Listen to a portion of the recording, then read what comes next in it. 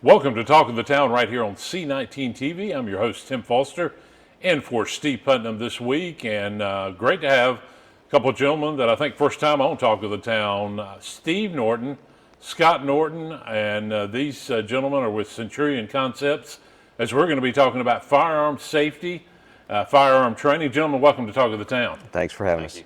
Well, and everybody talks about firearm safety. We know we live obviously in a time in a world and where this training, these skills are very, very important. And let me start first with you, Scott, the owner of Centurion Concepts, former retired law enforcement, and thanks for your service, by the way. Thank you. Talk a little bit about the ideas and how this came to be that you and Steve would start having these classes and training, and talk about the idea for this. Sure. So I think it probably began and began to really take off when I started working with more civilians at the Foothills Public Shooting Complex. Yeah. I saw where folks started working from the concept of I have a firearm, I know the basics of how it operates, but then I began to see habits and processes that were not as safe and were not as effective as needed to be. Sure. So I committed myself to, all right, I believe every individual, as long as it falls under North Carolina federal law, has the right to protect themselves. Well, then the second step needs to be that they be able to do it safely yeah. as well. So, and in my, a second aspect would be in my law enforcement career, there were a few times where I would have to respond to homes and residences where people were cleaning their firearm or just familiarizing themselves with it. And unfortunately, the best scenario was the firearm fired and it struck the structure. Yeah. And then in the worst case scenario, it actually struck them or a loved one. Yes, Scott, we see accidents that occur quite often. I mean, unfortunately, we see it in the media, we see it in the news, where, as you said, a firearm goes off, and it's not, in this case, a violent act that occurs. Correct. But I'm assuming this happens a lot more than we realize, Scott. Is that right? Sure. Yeah. It all depends on if there's no injuries, maybe perhaps that person doesn't report it through the 911 process, and so we may look at numbers that the FBI puts out. It's probably greater than that. Yeah, exactly. Very good point. And Steve, I'm going to move over to you, Steve Norton, and of course, these guys are related, as we talked about. Steve, talk a little bit about both of your work before we get into the classes that you guys do over at the training center, and talk about that training center. We've had different folks on through the years on Talk of the Town and some of our other programs, but talk about how important that is to the community, in your opinion. It's a great thing to have, in my opinion, an outdoor range here in this county. We have several indoor ranges here and about, but an outdoor range, you have a lot more variety, you have a lot more space and a lot more distance that you can cover. It's not as loud. If the weather's nice, it's nice to be outside. We've got steel ranges that we can shoot.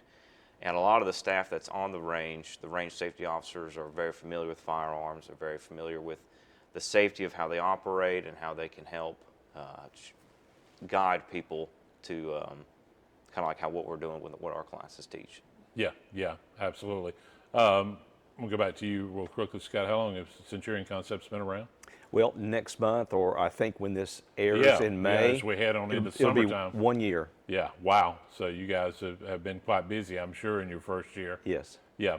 All right, so Steve, let's talk a little bit about, as we're heading into summer, now we're heading into Memorial Day and summertime, and we're going to head into and I know, let's talk about classes you've had. Scott talks a little bit about this past year. Tell our viewers a little bit about some of the classes you've already offered, and then we'll look ahead to some classes that will be coming up this summer. But what are some of the courses that you've offered so far? So we've got our basic, what we call a phase 1 for both pistol and for the AR platforms. Okay. And those classes just revolve around, hey, maybe I just got this, or hey, I was gifted this a couple years ago. It's just been sitting in the safe. I don't really feel comfortable around it. Yeah. Or, hey, my loved one has this firearm, but I'm not comfortable around it. I like to learn more about the fundamentals, how to operate. Heaven forbid if I need to use it at some point. So those classes revolve more around the nomenclatures, the cleaning, taking it apart, putting it together, how to hold it, how to safely point it in a safe direction, the 4-weapon safety rules, treat every weapon as if it were loaded. Sure. Keep your finger straight off the trigger until you're ready to fire. Never point your weapon at anything you do not intend to shoot it at, and know what your target and what's behind it. And that's basically what encapsulates our basic Phase 1 classes. We also offer Phase 2 classes, which is a step up from that. Someone willing to push themselves a little bit, put themselves under the time clock a little bit, some stress shooting, multiple targets, moving and shooting, some reloads from a concealed carry draw.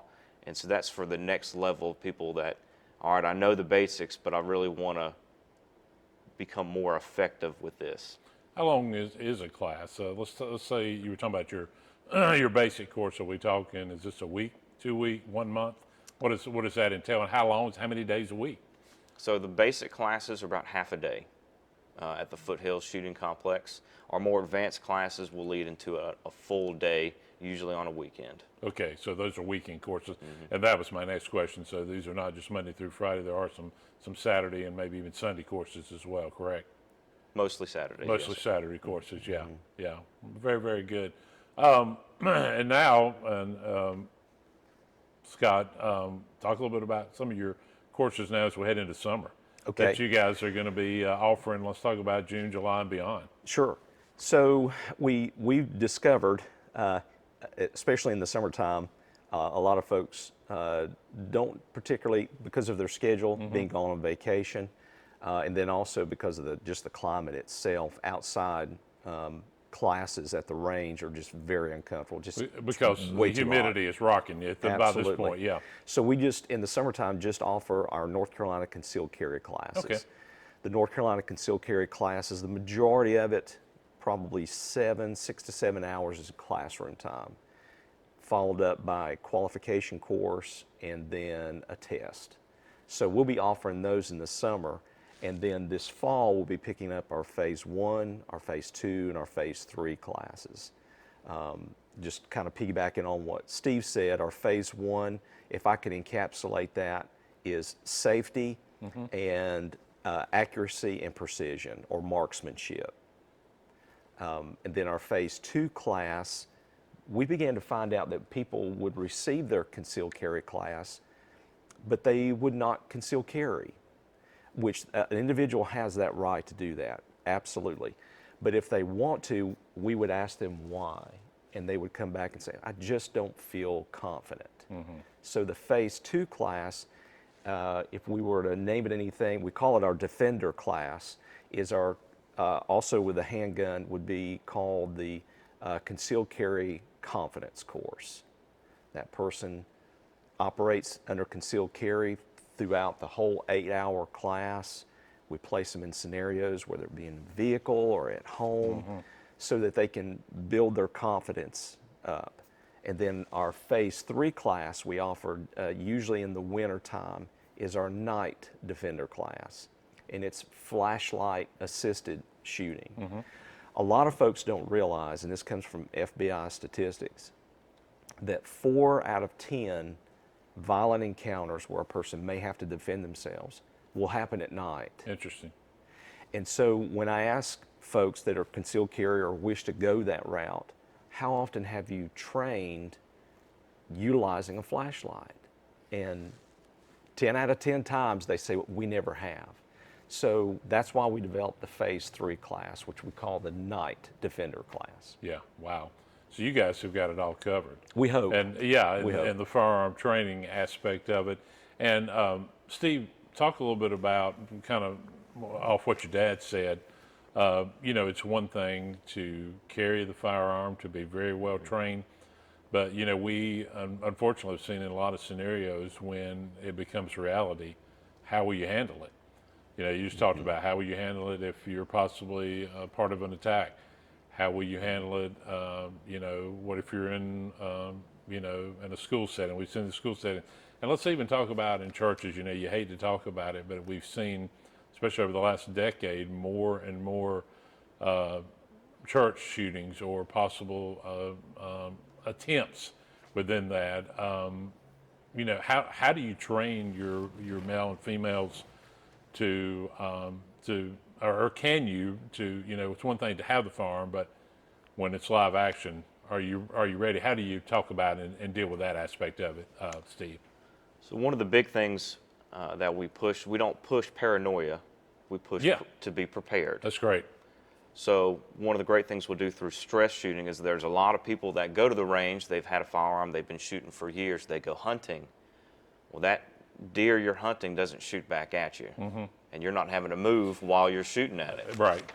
So these are some of the concepts that we teach in our advanced confidence course or anything of that nature, that we're trying to up the stress level to make it as close to that they may experience in an actual act of violence. We obviously can't duplicate it completely, but it helps people in the right direction of how to train for that scenario that they've never thought of before, and to just put that in their head of what to look out for, how people are acting, how people are approaching, boundaries, what boundaries to set. Hey, don't come any closer to me. I'm armed and I will use it. That'll tell you a lot. What they do next will tell you a lot. Sure. If that person is we teach you, this may work out on the range, but what we teach also affects you when you're pumping gas. Right. And some guy approaches you and says, "Hey, ma'am, I wanted to talk to you. Stay right there. Don't come any closer." Yeah. What they do next will tell you what their intentions are. If they go, "Hey, I just want to let you know you dropped your wallet over here." All right, then it was, you're safe and no one's hurt. But if they keep coming at you, all right, they may have some different intentions. And so that's just what we kind of help prepare people with. Yeah, great training aspect. And if I may, Sure. we are able to offer something that, at least I think, is probably the most unique aspect of our training of any other company or group in this area. And that is, since we've partnered with the community college, we have access to their 270-degree simulator. Yeah. So let me explain that for a moment.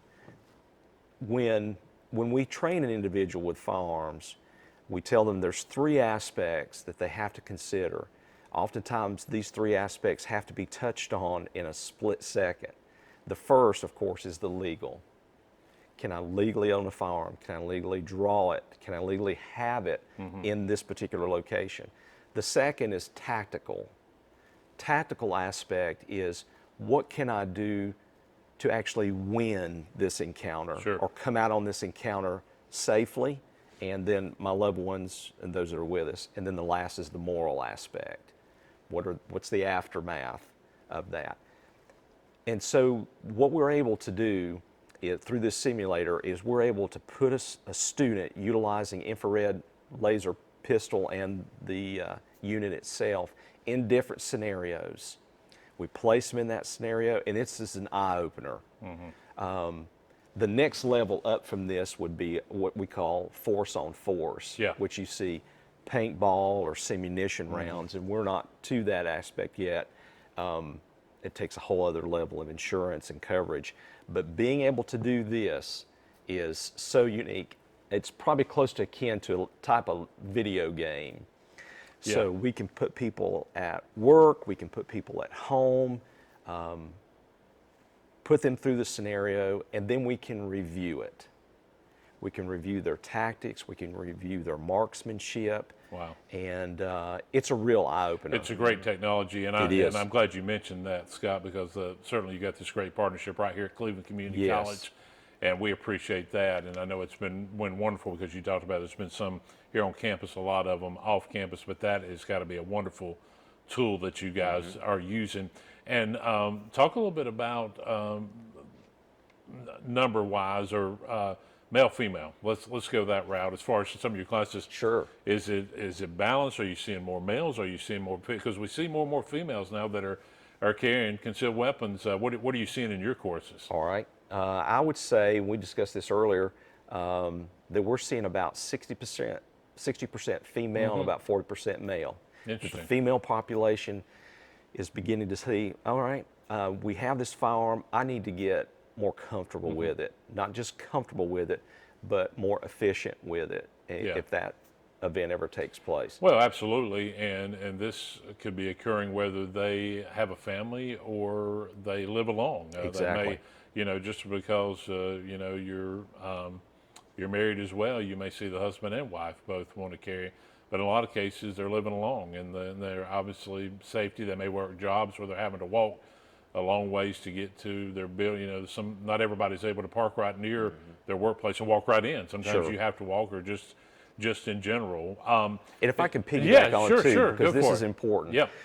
We are discovering too that when individuals get their concealed carry, they sometimes get the misconception that it's a shield, that it's going to protect them. Sure. And so it was then too that I saw and really feel that people need to become more safe, they need to become more efficient, because they're in charge of, if they're placed in that position, they're in charge of every round that comes out of that firearm. So it Yeah. needs to be efficient. The example that I use with the kids, and this often gets a humorous response. I'll ask the students, anyone here have a 16-year-old or someone getting ready to get their license or just got their license? And we'll have some folks raise their hands. Then I'll say, okay, so your 16-year-old met all the requirements the state of North Carolina has. See, Yeah. has. You get a good laugh already. Now, Yeah. Now, do you feel like, as their parent, because you know your 16-year-old, that they're a safe and effective driver? And oftentimes they would say, no, I'm not quite. And I would say, that's exactly the way it is Absolutely. with concealed carry. You've passed all the requirements that the state of North Carolina has issued, and now you need to become better at it. Yeah. So the concealed carry class is the beginning of your journey in firearms training. Yeah, absolutely. Well, guys, we're winding down. Just got a few minutes left, and our producer, Bill Harrelson, is going to put up your website and phone number if folks are interested in taking some of your courses that will be coming up this summer and fall. But one thing I want you guys to address, because we talked about before we started our recording today, tell our viewers a little bit about, not only are you teaching maybe here at the college and other areas, but you were talking about going into the homes possibly, and that's a little bit different. Either one of you, or how do you want to address that? Go ahead on that, Steve. So one thing that I've been thinking about for a while, and with talking with some of our students that we've had, it's great we offer active shooter training, for example, for small businesses and churches, houses of worship. But one thing that people, I feel like, really want and need is what happens if something were to occur in my own home. Yeah. While I'm in bed or while I'm eating dinner. So what we'll do is we'll take the active shooter process mixed with how to prepare your environment for your house. We're certified through the National North Carolina Justice Academy for crime prevention through environmental design. Interesting. Okay. Which is just a big title, big title for. But very important. Yeah. Yep. Just saying, hey, I may want to trim these bushes. I may put this type of bush right here at this house. I may put some lights right here, some cameras, some noise, blah, blah, blah, and etc.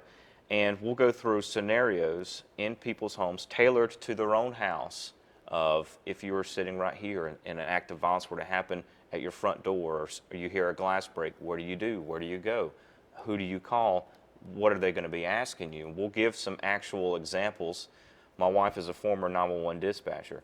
We'll get you on the phone and you'll call her, and she'll take place as if you were calling 911. What are they going to be asking you? Because a lot of people have never had to call 911 before. Yeah. And when they're going through the scariest moment of their life, Yeah. they don't want to hear a long list of questions. But Yeah. they need to be prepared Yeah. because that's what helps law enforcement get there efficiently and effectively and what to Yeah, know. because sometimes they can't even just tell anybody, the dispatcher, where they're at.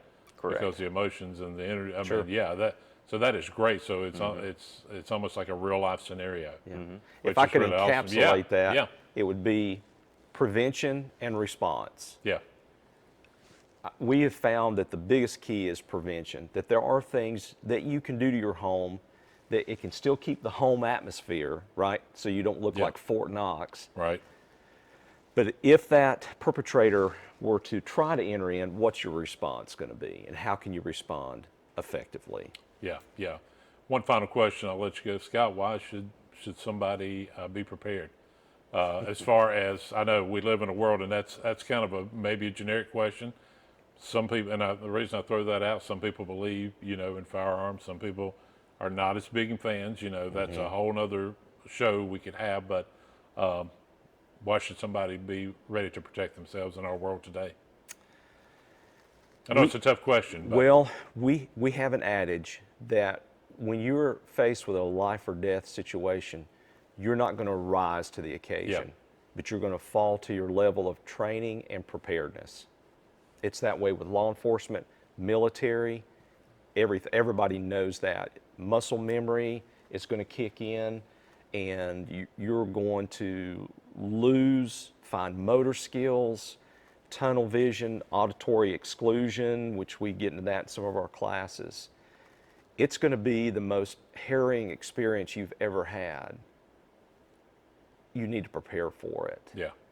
Not be paranoid, but be prepared for it. Yeah. And so if you take the responsibility of owning a firearm, then you take it to the next level, and you want the responsibility or assume the responsibility of concealed carry, be the best you can possibly be so that you come out on the end of it, you and your family, safely. Sounds good. That's a great explanation. Scott Norton, Steve Norton, thank you so much. And I want to remind our viewers again, for more information, go to the website that'll be popping up on your screen. There it is, centurionconcepts.com, 704-600-5176. Gentlemen, we'll have you back. We'll talk more about your classes that are coming up. But if you're interested in these courses, please check out that website. And guys, thanks so much for being on Talk of the Town today. Thank you for having us. Thanks for having us.